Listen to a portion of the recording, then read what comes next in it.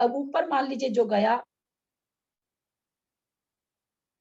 ऊपर मान लीजिए जो गया वो स्वयंभू रमन समुद्र के किनारे सीधा गया, तो फिर वहां से एक मोड़ा ले लेगा। तो ये यहाँ कह रहे हैं 1 या 2 विग्रह लेकर मनुष्य गति में उत्पन्न होने से क्षेत्र राजू में प्राप्त नहीं होता है। तो इसलिए कह रहे हैं कि ये जो सासाधन गुण स्थानवर्ती चारों गति के मनुष्य में तो 2.5 दीप में है, उसमें तो घटेगा कहाँ से। त्रियंच का भी जो है सासाधन गुण स्थानवर्ती त्रियंच अगर मनुष्य में ले रहा है जन्म, वो भी मनुष्य मध्य लोक के अंदर ही लेगा, क्योंकि सासाधन गुण स्थानवर्ती त्रियंच पंचेंद्री होंगे और कहीं से तो आ नहीं सकते हैं। तो ये 2 तो अपने आप ही खत्म हो गया, बच गया था देव और नारकी का। तो आप देखें ऊपर देव का भी देखें, पहले वो ऐसे तिरछा भेज करके और सीधे आड़ा ऐसे खड़ा भेज रहे हैं, दंडाकार जिसको कहते हैं, ऐसे दंडाकार भेज रहे हैं मनुष्य लोक में। मनुष्य लोक बीच में है, इधर इधर स्वर्ग का भवन है, तो यहाँ से यहाँ आया, मनुष्य लोक में इसके सीधे में आकर के मनुष्य लोक में वो मनुष्य बन गया, मनुष्य में उपपाद हो गया। तो वो यहाँ पर इस तरह से कह रहे हैं कि लोक का असंख्यात्मा भाग ही होता है, राजू स्पर्शन में नहीं घटता है। यद्यपि छठे नरक से निकल के भी मनुष्य बन रहा है और ऊपर से भी आकर के मनुष्य बन रहा है, ऊपर के स्वर्गों से आकर के भी, क्योंकि 9 ग्रह तक मनुष्य मिथ्या दृष्टि देव होते हैं और 9 ग्रह तक के देव मनुष्य बन सकते हैं। तो उतने ऊपर से भी आकर के राजू नहीं घटेगा, क्योंकि पहले वे इसको मतलब ऐसे आते हैं, इसको तिरछा कहिए, विग्रह कहिए, जो आप जैसे समझते हो, फिर वो सीधे दंडाकार आकर के मनुष्य लोक में जन्म लेते हैं। जैसा कि चित्र में ऊपर का भी दिखाया हुआ है, पहले ऐसे आड़ा जा रहा है, फिर दंडाकार आके मनुष्य में जन्म ले रहा है। उसी तरह नरक का अलग अलग नरक का देखिए, सारे नरक का 6 नरक से जा सकता है, 6 नरक की लाइन बनी हुई है। तो 6 नरक से कोई भी जीव जा रहा है तो पहले ऐसे होता है, मनुष्य लोक के सीधे में आ जाता है, फिर मनुष्य लोक में जाके जन्म ले लेता है, उत्पाद कर लेता है। तो वो यहाँ कहना चाह रहे हैं तिरछा को काउंट क्यों नहीं किया? क्या होगा तिरछा को काउंट करने से? तिरछा बढ़ जाएगी ना, सीमा नहीं बढ़ेगी। 2 विग्रह कैसे हुआ इसमें? सीमा नहीं बढ़ेगी। हाँ, सीमा 2 उसकी विग्रह कैसे सीमा। हुआ? 2 विग्रह कैसे लिए? एक ही विग्रह होगा ना, नीचे से जैसे किया तो एक ही विग्रह हुआ ना। 1 मिनट बाबूजी, मान लीजिए जैसे दिखा रहे हैं ना, आप देखिए चित्र में एकदम किनारे में जा रहा कोई कोई जीव, है ना, वहां तो शंभु रमन समुद्र है, वहां तो जन्म लेगा नहीं, वहां से फिर एक विग्रह लेगा। वो मनुष्य ऊपर लिखा ना 1 या 2 विग्रह लेकर मनुष्यों में, है ना, एक विग्रह से भी हो सकता है, सीधे जो बीच में जाकर के कर रहा है मारणांतिक, तो सीधे मनुष्य में जाके भी ले सकता है, तो 1 विग्रह होगा। कोई शंभु रमन समुद्र में सीधा जा रहा है तो फिर उसको 2 अपेक्षा से 2 हो जाएगा, त्रियंशों की अपेक्षा से 2 हो जाएगा। हाँ, अगर मान लीजिए कि 2.5 दीप से बाहर जा रहा है, वहाँ 2 सीधा करके, वहाँ 2 तो 2.5 दीप में आने के लिए एक मोड़ा और लेना पड़ेगा। तो इस तरह से हमने ये जाना। ललिता जी, जो विग्रह गति में जा रहा है, वो जो तिरछा जा रहा है, तो वो काउंट नहीं होती क्या वो एरिया स्पर्शन में? स्पर्शन में तो लंबाई चौड़ाई ऊंचाई भी तो होनी चाहिए ना, ऊंचाई में सारे प्रदेश बाकी रह गए ना, वो 2.5 दीप के पास ही कर रहा है मारणांतिक, तो 2.5 दीप तो 45 लाख योजन का है, उसके बाहर जो असंख्यात योजन है वो सारे आकाश के प्रदेश स्पर्शित नहीं हो पा रहे हैं, और पूरे राजू के होने चाहिए तब जाके स्पर्शन घटता है। नीचे का अगर पूरा एक राजू हो भी, नीचे का जैसे शंभु रमन का समुद्र का त्रियंच है, वो मनुष्य लोक में जन्म ले रहा है, सासाधन गुण स्थानवर्ती मनुष्य बन रहा है, तो उसका असंख्यात्मा भाग घट रहा है, क्योंकि लंबा नीचे के सतह में तो उसने स्पर्शित कर लिया, मतलब बहुत सारे त्रियंच आके मनुष्य बन रहे हैं, तो नीचे का तो एक राजू हो गया, पर ऊंचाई का एक राजू नहीं हुआ। स्पर्शन जब भी घटता पीछे आ चुका है कि स्पर्शन घटाने के लिए ऊंचाई भी होनी चाहिए, एक राजू लंबाई, एक राजू चौड़ाई, तो एक राजू ऊंचाई होती है तब एक राजू स्पर्शन होता है, क्योंकि यहाँ पर ऊंचाई वाले प्रदेश नहीं छुए जा रहे हैं। इसमें स्वयंभू रमन समुद्र का एरो कौन सा जानना? 2.5 दीप के बाहर जो जा रहा है, इधर बीच का गोला के बाहर। हाँ नहीं, शंभु रमन समुद्र का इसमें ये पूरा मध्य लोक दिखाया ना इन्होंने। हाँ। जो बिंदी है उसको तो बता रहे हैं मध्य लोक, हाँ। मनुष्य लोक, और जो पूरा घेरा है उसको कह रहे हैं मध्य लोक पूरा। तो एक राजू परमान, तो किनारे से जो जा रहे हैं वो किनारे जा रहे हैं, तो उनका बन जाएगा 2 मोड़ा बन जाएगा। दिखा भी रहा है ना, देखिए तीर से दिखा रहा है कि मध्य लोक के बीच में जा रहा है एक घोड़ा लेकर के, चित्र में एक चीज दिखा भी रहा। सासाधन सम्यक दृष्टि त्रियंचों का, इसको पूरा कर देते हैं। सासाधन सम्यक दृष्टि त्रियंचों का उपाद पद की अपेक्षा स्पर्शन कुछ कम 11/14 राजू कैसे कहा। हम लोगों को ये शंका हुई है, शंका दूर नहीं हो पाई है कि हाँ मनुष्य गति में अचानक से ये त्रियंच गति क्यों घुसा दिए। मनुष्य गति का वर्णन चल रहा था, मार्गना गति मार्गना में सासाधन गुणस्थान चल रहा था, तो ऐसा लगता है कि सासाधन गुणस्थान का विशेष बात यहाँ कहने के लिए त्रियंचों को वापस घुसा दिया है, वरना यहाँ त्रियंच को तो लाने का मतलब नहीं बनता था। अब उसमें कैसे घटता है, शायद इसी को बताने के चलते त्रियंच को ले आए हैं। यह कोई दोष नहीं है, क्योंकि मनुष्यों की तरह उनका अवस्थान मात्र मनुष्य लोक में ही नहीं। ये कहना चाह रहे हैं कि अभी आपने पीछे त्रियंच गति में सासाधन गुण स्थानवर्ती का 11 राजू कहा था, याद होगा। 11 राजू स्पर्शन, 5 राजू नीचे से था और 6 राजू स्वयंभू रमन से ऊपर का था।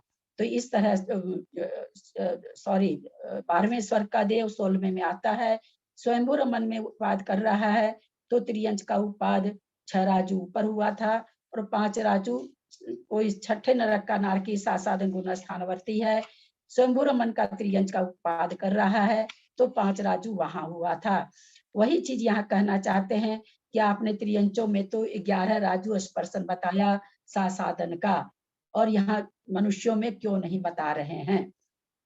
तो उनका कहना है कि मनुष्य तो केवल 2.5 दीप में पाए जाते हैं, परंतु त्रियंच पूरे त्रियक लोक में, पूरा त्रियक लोक कितना है, 1 राजू चौड़ा 1 राजू लंबा, तो कहते हैं पूरे त्रियक लोक में पाए जाते हैं। पहली बात तो यह है, इसलिए कहते हैं उसमें स्पर्शन घटता है 11/14 राजू, जैसा अभी हमारे मंजू जी को भी थोड़ा हुआ था, तो 11/14 राजू इसलिए त्रियंचों का तो घट जाता है, परंतु मनुष्य 2.5 दीप में ही पाए जाते हैं, अतः मनुष्य का नहीं घटता है। उपपाद, मारणांतिक की बात नहीं है, उपपाद की बात है, हमेशा पद पर ध्यान देंगे। अब कहते हैं दूसरी बात यह है कि त्रियंच गति के अभिमुख शेष गति के जीवों की तिरछे जाकर फिर विग्रह करके उत्पत्ति देखी जाती है, इसलिए वे तिरछे जाते हैं, अतएव त्रियंच है, ऐसी व्युत्पत्ति की गई है।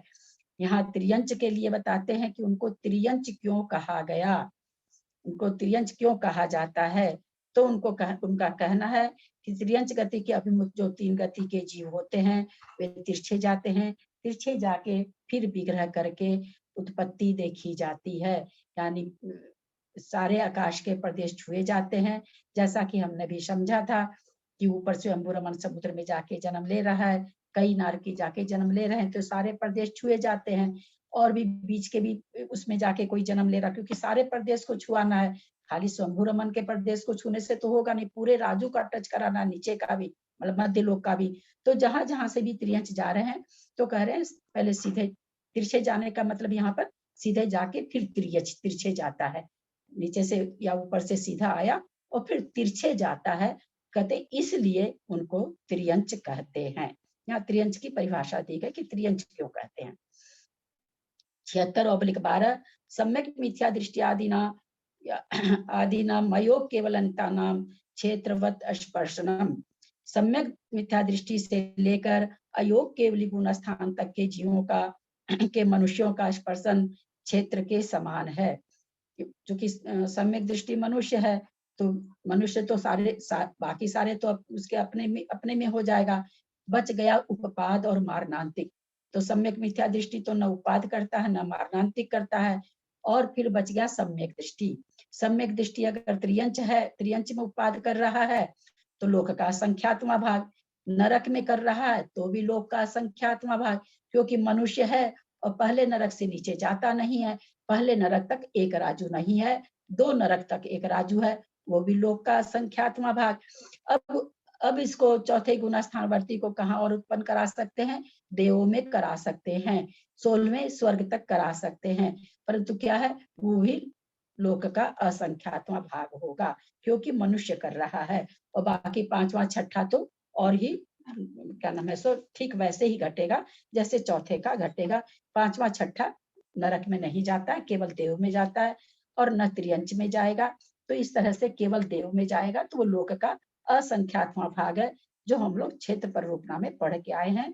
वही कह रहे हैं यहाँ पर कि क्षेत्र के अनुसार जानना, अर्थात लोक का असंख्यातवां भाग है।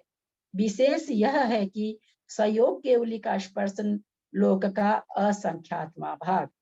जैसे संयोग केवली जिस समय अपनी अवगाहना में बैठे हैं, ढाई दीप के अंदर कहीं भी बैठे हैं, तो लोक का असंख्यातवां भाग घटेगा। असंख्यात बहुभाग समुद्घात कर रहे हैं, उस समय दंड कर रहे हैं, प्रतर कर रहे हैं, तो असंख्यात बहुभाग हो जाएगा। और फिर लोक पूरण में पूरा लोक हो जाएगा। तो इस संयोग केवली का स्पर्शन 3 तरह से घट गया।